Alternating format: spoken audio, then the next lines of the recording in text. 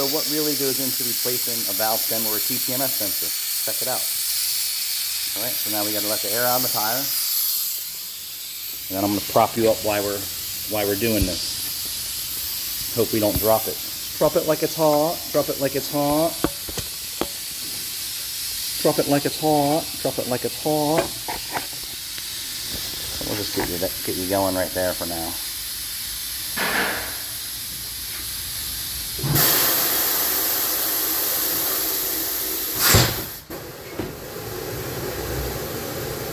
Of course, you have to remove the wheel from the car. That's possible. Sometimes it's really not. Let's set you up over here. Let's see.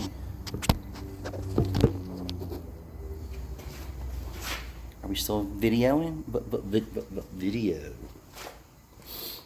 Then we'll use the arm assist. We'll lock the tire in.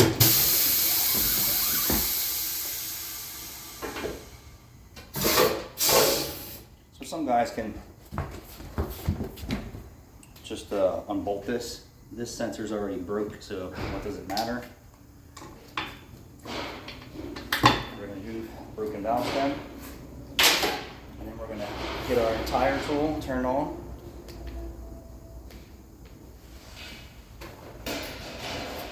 Grab the image here, Autel TPMS universal sensor. So we're going to go into sensor programming, and this is going to activate yet another sensor. You can open it, it doesn't really matter.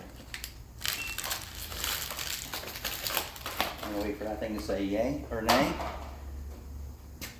Yes.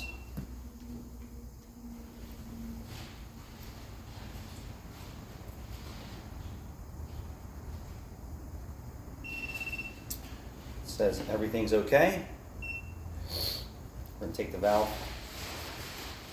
cap off, and then we're going to put a little lubricant on it. So this is just soap.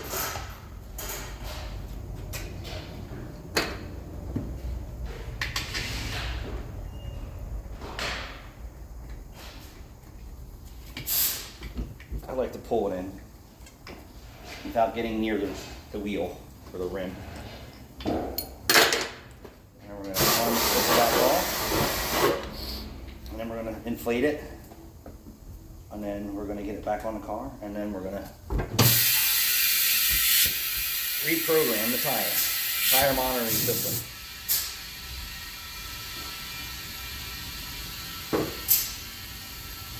I make it look easy because I do this every day. So this was some of the labor intensive part.